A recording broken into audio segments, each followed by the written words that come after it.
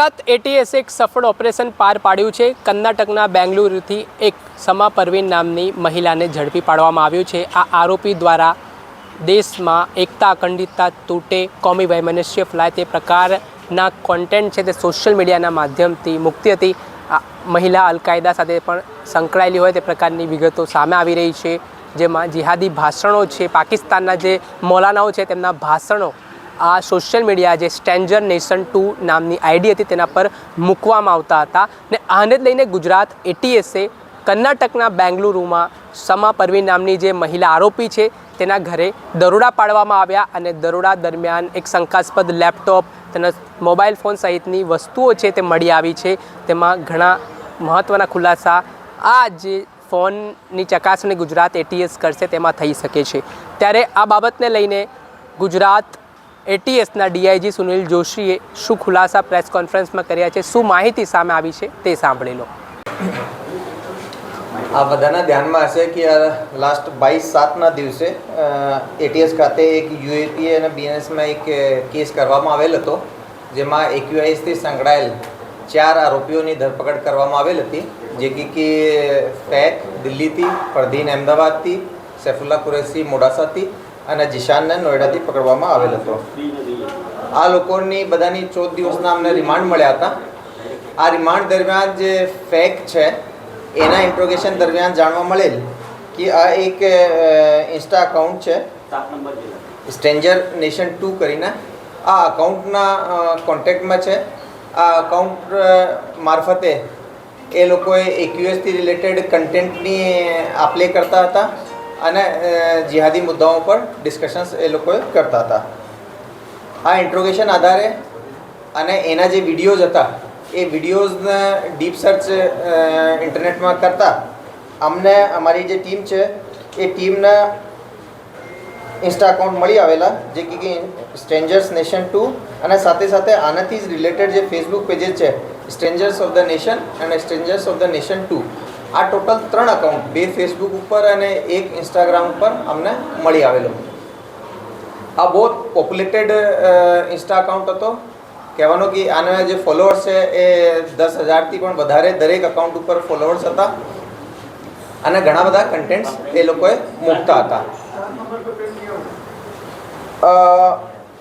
એક technical team SP સિદ્ધાર્થની અધ્યક્ષતામાં બનાવવામાં આવેલી, જેમાં DYSP Harsh Upadhyay, Manan Ojha, Manal Shah, RC Vadvada, PR Vasava, police constable Ravi Desai વગેરે રહ્યા।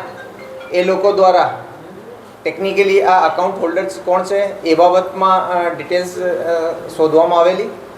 જાણવા મળેલ કે આ જે અકાઉન્ટ છે આ બેસિકલી 3 અકાઉન્ટ એક સમા પરવીન રહે આરટી નગર બેંગ્લોરમાં રહે છે। આના ડીપ સર્ચ કરીને આની ડિટેલ્સ, આના ફોન નંબર્સ, આના ડિટેલ એડ્રેસ વગેરે બધું આઈડેન્ટિફાઈ કરવામાં આવેલો। એ આધારે પછી એક ટીમ બનાવવામાં આવેલી, જેમાં DYSP Virjit Parmar, PI S Chada, PI Manal Shah, PSI Aman Patel, BJ Patel, ASI હિનાબેન મકવાના, આ લોકોની એક સંયુક્ત ટીમ બેંગ્લોર ખાતે રવાના થયેલ। ઇન્ટર સ્ટેટ ઓપરેશન હોય રાજ્ય પોલીસ અને સેન્ટ્રલ એજન્સીઓની ત્યાં મદદ લેવામાં આવેલ, જેમાં ઘણી ફલદાયક સાબિત થયેલ। અને આ જે સસ્પેક્ટ આરોપી છે એને ત્યાંથી એને ઘરેથી ડિટેન કરવામાં આવેલ। એના ફોન જે છે સસ્પેક્ટેડ ફોન એ ત્યાંથી સીઝ કરવામાં આવેલ અને એ પ્રાઇમા ફેસી જોતા આ ફોન નંબર્સમાં અને એના પ્રાઇમા ફેસી પૂછપરછ કરતા એ જાતે આ અકાઉન્ટ ચલાવે છે એ રીતની આ એને દ્વારા એનો સ્ટેટમેન્ટ લેવામાં આવેલો।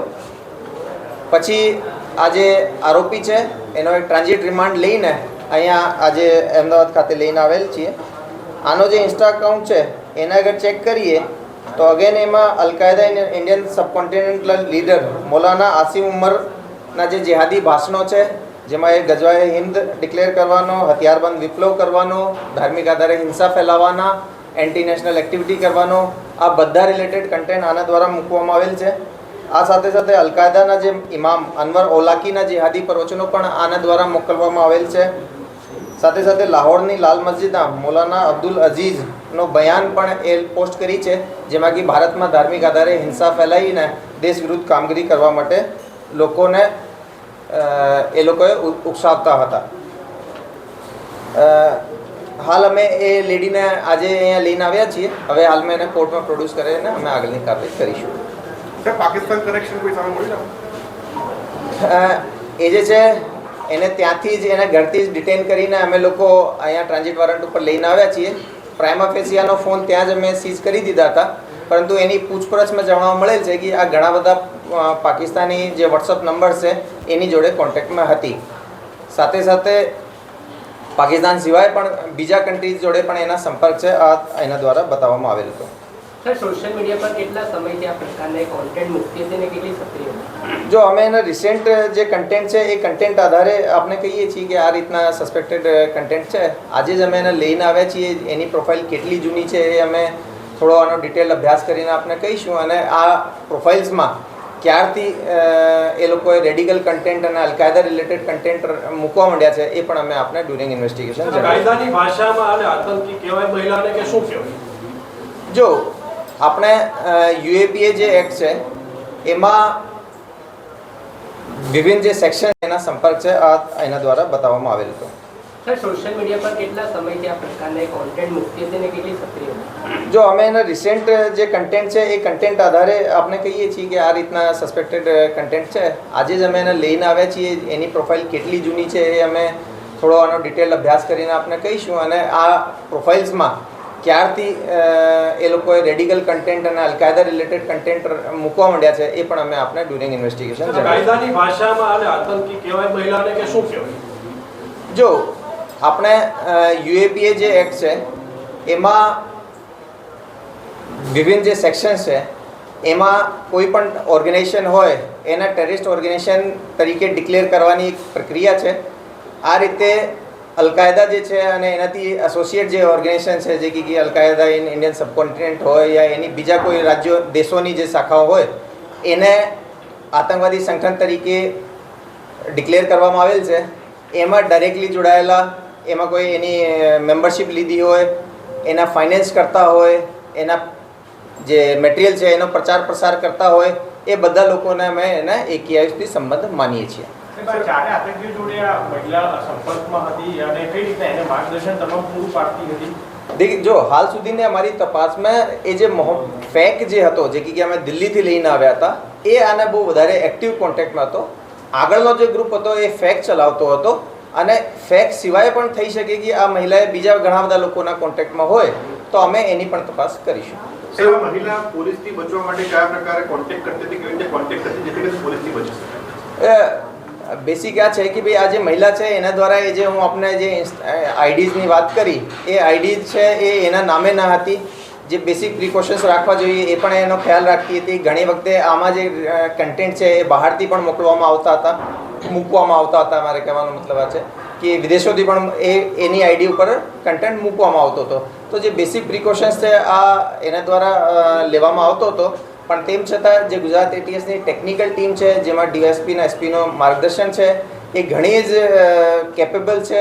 ટેકનિકલી આ લોકોએ જેટલા પણ એ લોકોએ આરોપીઓ આવા સોલ્યુશન વાપરતા હોય કાનૂનની નજરથી બચવા માટે, એને પણ એ લોકોએ કોઈને કોઈ રીતે સોલ્યુશન કાઢીને જે રિયલ યુઝર્સ છે એને આઈડેન્ટિફાઈ કરી લે છે. સર, સમાના ઘરેથી શું મોબાઈલ છે, અન્ય અંદાજન પૂરતું શું મળી આવે છે? એના ઘરેથી મોબાઈલ સિવાય લેપટોપ વગેરે મળી આવેલ છે. એને અમે હાલ FSL મોકલવાની તજવીજ હાથ ધરેલ છે. નહીં, હાલ સુધીમાં અમારી તપાસમાં એવું એનો કોઈ ગુનાહિત ઇતિહાસ જણાઈ આવેલ નથી. એનું બેકગ્રાઉન્ડ શું છે? કેટલું ભણેલી છે? મૂળ ક્યાંની રહેવાસી છે? આ મૂળ ઝારખંડની રહેવાસી છે, અને આ કોમર્સથી BCom ગ્રેજ્યુએટ ભણેલી છે. ઝારખંડના નક્સલવાદી ગ્રુપમાં જોડે હોવાની વાત સામે આવી હતી. ઉલ્ફા નામનું જે આતંકી સંગઠન છે તેમાં પણ એ મેમ્બર હોવાની શું હકીકત છે? નહીં, અમારી તપાસમાં એવો કંઈ પણ હાલ આવેલો નથી. અમે અમારા જે AQISથી રિલેટેડ કેસ છે એના બાબતે જ અમને હાલ સુધી જાણકારી છે. પૈસાની કોઈ લેતી હતી? એ બાબતમાં અમે તપાસ કરીશું. એના આજે અર્લી મોર્નિંગ જ અમે બેંગ્લોરથી અહીંયા લાવ્યા છીએ, અને વિથ ઇન ડ્યુ કોર્સ અમે આપને બધું જાણકારી શેર એના હું કીધા આપને એના ફોલોઅર્સની સંખ્યા બહુ વધારે છે. એના જે ઇન્ડિવિજ્યુઅલ ચેટ્સ છે એના ઉપરથી પણ ઘણી બધી ડિટેલ્સ બહાર આવશે, જે સમયાંતરે હું આપને બતાવીશ. સર, બેંગ્લોરમાં આના પરિવારમાં કોઈ જોડે રહેતું હતું? કોણ હતું? કોઈને ખબર હતી કે આવું કરે છે? એ જનરલી જે મહિલા છે એ એકલી વધારે રહેતી હતી, એ એના રૂમમાંથી વધારે બહાર નહીં નીકળવાનો, આજુબાજુના લોકોથી પણ જે જાણકારી મળી એમાં એ બહુ ઓછી બહાર નીકળતી હતી. ઘરમાં એના બ્રધર અને મધર અને ફેમિલી જોડે રહેતી હતી, પણ આ લોકોના પણ પ્રાથમિક રીતે કહેવામાં આ લોકોને આ બાબતની ખબર નહોતી.